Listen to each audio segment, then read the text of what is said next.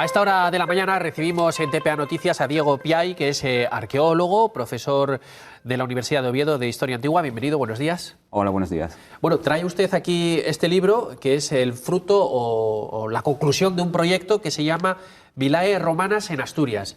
Antes de empezar, usted quiere recalcar que esto viene usted de representación de mucha gente. Evidentemente, hoy soy yo la cara visible, pero me gustaría efectivamente reforzar que en este proyecto han participado muchísimas personas a las que me gustaría evidentemente agradecer su trabajo y su aportación, ¿no? En primer lugar, los alumnos y alumnas que cursaron la asignatura de Historia durante el curso 2019-2020, la asignatura de Historia Antigua de Roma en la Facultad de Filosofía y Letras, 73 alumnos que participaron en un proyecto de innovación docente promovido por la Universidad de Oviedo y que evidentemente participaron en este libro y aparecen mencionados nominalmente en este libro. Y después a Patricia Argüelles, que editó y coordinó conmigo este volumen, y a los profesores de la Universidad de Oviedo también, Narciso Santos Yanguas y José Ignacio San Vicente González de Aspuro, que evidentemente con su experiencia y con sus aportaciones dieron muchísimo lustre a este trabajo. Bueno, ¿y qué encontramos en este trabajo?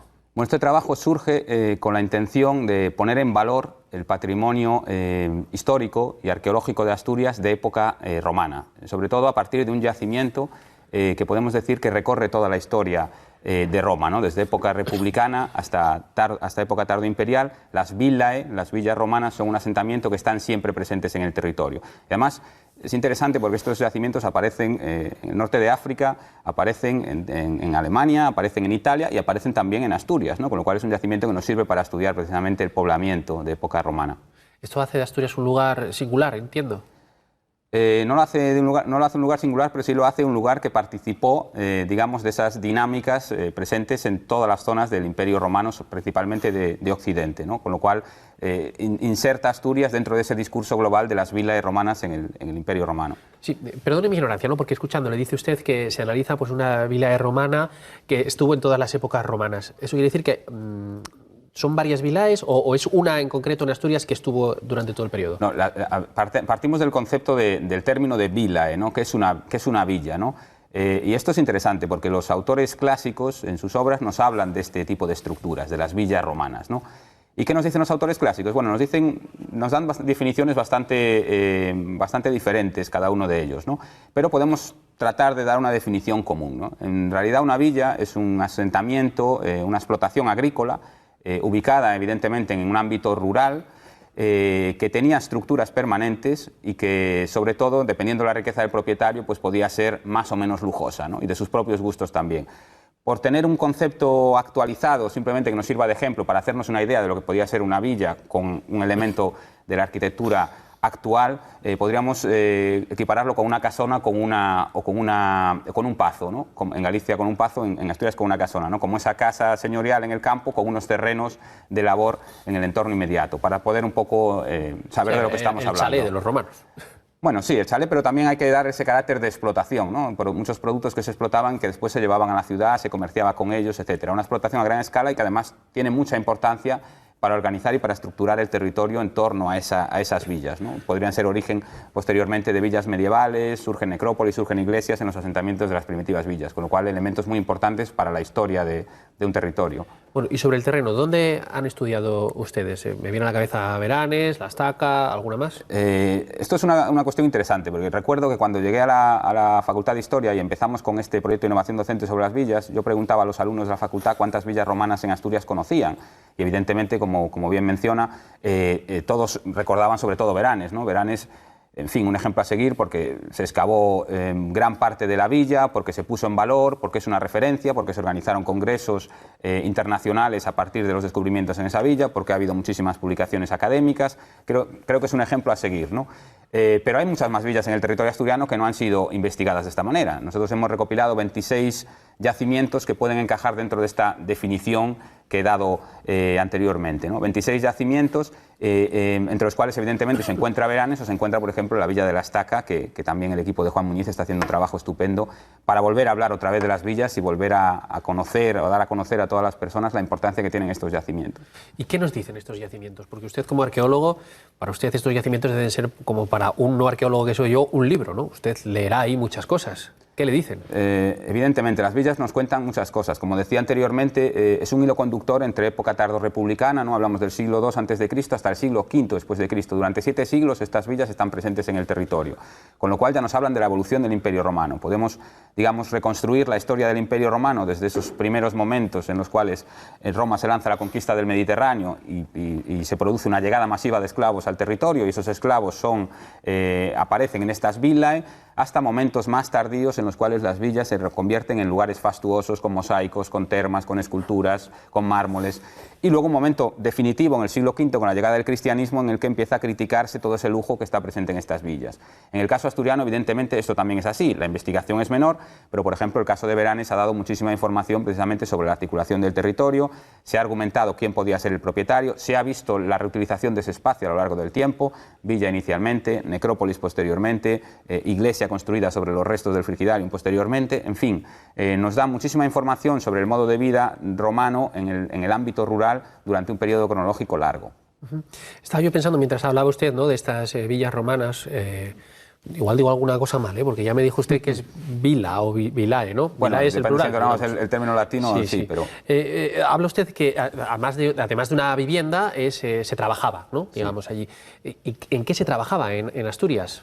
Bien, estos asentamientos, digamos que explotaban los recursos que tenían en el entorno. Sabemos que eran explotaciones de carácter agropecuario, es decir, explotaciones agrícolas, explotaciones ganaderas, y si estaban cerca del mar, también podía haber piscifactorías y aprovechamiento de los recursos marinos, ¿no? Dependiendo un poco de su ubicación, explotaban los recursos que allí tenían, ¿no? Era, insisto, una explotación dedicada autosuficiente, digamos, a la autosuficiencia del propio asentamiento, pero también el excedente se colocaba en las ciudades, ¿no? Esto lo sabemos también por los textos clásicos y también por las evidencias que aparecen en lugares donde evidentemente el estado de conservación de las villas es mucho mejor. Pienso ahora, por ejemplo, en el área circunvesuviana, ¿no?, en todas las villas y ciudades que quedaron sepelidas bajo el volcán, cuando el Vesubio entró en erupción, donde han aparecido pues depósitos con ánforas llenas de vino, aceite, trigo, cereal, etcétera, ¿no?, y nos da muchísima información.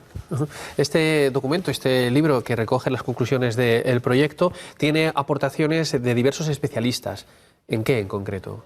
Bien, el libro se estructura de la siguiente forma. Evidentemente queríamos hacer un statio questionis, ¿no?, y hablar de los yacimientos que podían ser considerados villa en Asturias. Esos 26 yacimientos que son analizados en detalle, se actualiza la información sobre ellos y se ofrecen además fotografías aéreas que nos permiten, además de observar la belleza de la tierra asturiana, evidentemente, ver cómo esos lugares se corresponden con las ubicaciones que los autores clásicos señalaban como propicias para ubicar estos asentamientos. Y después tenemos también aportaciones que tienen que ver, uno, con el término villa, es fundamental, antes de escribir un libro sobre las villas hay que ver la terminología, qué quiere decir este término. Dos, la investigación de las villas en Asturias, que empieza a finales, mediados del siglo XIX, se empieza a hablar ya de villas, algunos eruditos locales empiezan a ubicar determinadas villas en determinados lugares, y después vienen las aportaciones específicas de Patricia Argüelles, que nos habla de la red viaria asturiana. Los autores latinos nos decían que era muy importante para colocar una villa su ubicación con la red viaria, es decir, que estuviera cerca de las vías de comunicación, evidentemente. Todavía lo es. Todavía lo es. Si tenía que colocar productos en la ciudad, evidentemente la red viaria era fundamental, ¿no? Con lo cual, Patricia Argüelles se dedica a estudiar la red viaria en época romana en Asturias y podemos verla, equipararla con la ubicación de esas villas y ver que existe esa relación. José Ignacio San Vicente González de Aspuru se ha encargado de estudiar todas las monedas o los depósitos numismáticos que han aparecido en estos lugares, en estas villas, y también los tesorillos de esa cronología, sobre todo del siglo IV, que han aparecido. Los tesorillos son depósitos, ocultaciones, sobre todo después de la crisis del siglo III, bueno, entraríamos en un debate más complejo, se producen estas ocultaciones de tesorillos que en Asturias hasta hace poco ha aparecido también un nuevo tesorillo, ¿no?, que ha tenido bastante cobertura en los medios de comunicación. Entonces estudia todos estos repartos numismáticos y cómo nos ayudan a ofrecer una cronología de estos asentamientos. Y por último, Narciso Santos Yanguas estudia cómo las villas nos sirven para estudiar los orígenes del cristianismo en esta región. Es un aspecto que no siempre se le da la debida importancia, pero es un aspecto fundamental, porque piensen ustedes que en estas villas los primeros cristianos eligieron determinadas estancias de estas villas como espacios de culto. No siempre quedan evidencias de que esto fuera así, pero sabemos por textos o por lugares en los que sí hay evidencias que en estas villas los primeros cristianos se reunían pequeñas comunidades cristianas, sobre todo en zonas como Asturias, como Galicia, como el noroeste, en los cuales la red urbana era menor, ¿no?, y había esta dispersión de asentamientos de carácter rural. Claro, hablamos de estas villas como un núcleo económico y social también, ¿no? Ahí surge el cristianismo. Estamos hablando que es hasta el siglo V, es un cristianismo incipiente, entiendo. Sí, sí, hasta el siglo V, pero las primeras evidencias cristianas en el noroeste se detectan en el siglo IV. Los textos nos hablan del siglo III, pero tenemos evidencias arqueológicas en el siglo IV. Y algunas de estas villas presentan estas evidencias arqueológicas. Es un tema que hay que estudiar porque creo que, evidentemente, por la trascendencia que ha tenido en el futuro y hasta en el presente, los orígenes del cristianismo, cómo se desarrolla y surge el cristianismo en una región, es un tema que no es baladí, ¿no? En absoluto. Oiga, dice usted 26 yacimientos. ¿Cree que hay muchos más por ahí ocultos? Estoy seguro, estoy convencido de que hay más yacimientos. Nosotros lo que hemos hecho es actualizar los datos que ya se habían publicado anteriormente, revisando toda la bibliografía actualizada y recopilando todas las noticias de los eruditos locales, que, insisto, hicieron una labor fundamental, porque en una época en la que no se daba tanta importancia a este tipo de yacimientos, hicieron esa labor de recopilación o de dejar noticias, a veces escuetas, pero que nos informan. Por ejemplo, pienso en la villa de Soto del Barco, eruditos locales que nos hablaban de restos de teselas que habían aparecido al lado de un camino, ¿no? Este tipo de restos nos indican de forma bastante meridiana y clara la presencia de una villa, ¿no? Entonces, es importante tener toda esta recopilación, pero también es importante saber que existen más villas. El noroeste de la península, Asturias y Galicia principalmente, son zonas que todavía tienen muchos espacios rurales, ¿no? Y esos espacios rurales fueron los espacios más adecuados para instalar estas villas. Con lo cual, estoy convencido de que existen más villas y seguramente algún día algún campesino, algún paisano con el tractor descubrirá nuevos yacimientos, ¿no? Bueno, eso le iba a preguntar, que al final el saber popular es lo que acaba descubriéndolos, ¿no? Alguien que escuchó una vez a su abuelo que había por allí y tal, y van tirando del hilo.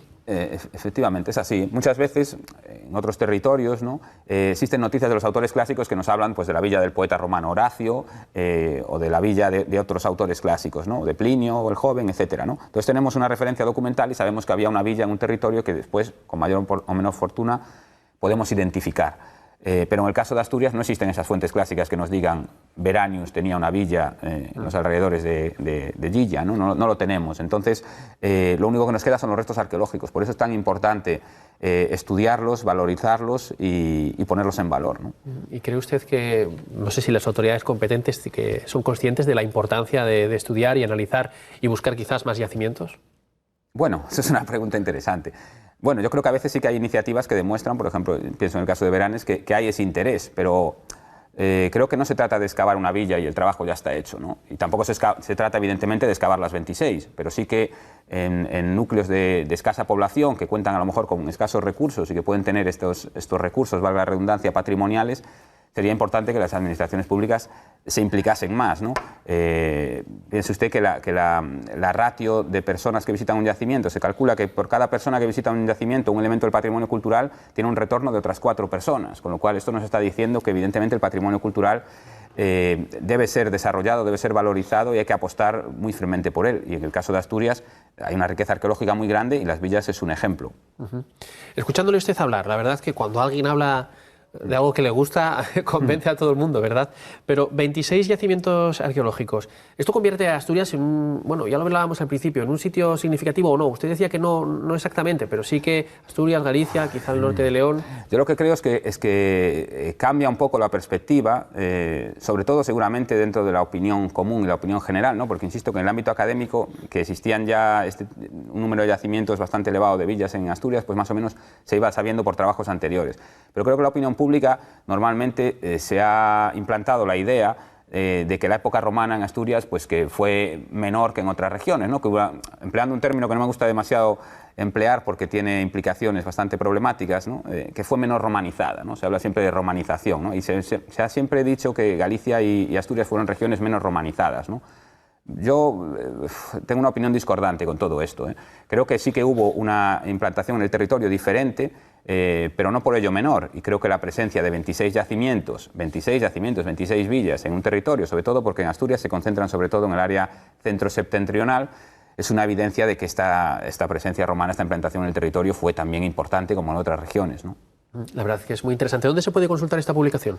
Esta publicación, vamos a ver, la importancia de este proyecto también es que hemos conseguido que el libro se publicase en una editorial de muchísimo prestigio a nivel internacional. Creemos que el debate sobre las villas en Asturias tiene que ser un debate regional, pero tiene que ser también un debate internacional, es decir, que toda la investigación internacional conozca lo que sucedió realmente en el noroeste hispánico y cómo existían estas villas y cómo estaban también difundidas estos sistemas de producción romanos, ¿no?